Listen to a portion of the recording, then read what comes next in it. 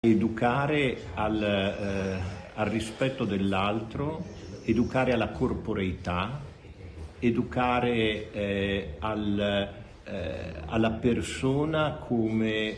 realtà che entra in relazione con gli altri, a considerare che questo entrare in rapporto con gli altri, anche se c'è un vincolo riconosciuto dalla legge come può essere il matrimonio, anche se adesso parliamo di altre forme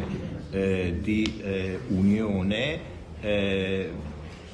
non danno mai il possesso della persona, danno una relazione privilegiata, uno scambio di diritti e di doveri, ma mai il possesso della persona. E questo bisogna che lo capiscano soprattutto quei soggetti inclini a esercitare più che il diritto, la forza del diritto, ma il diritto della forza.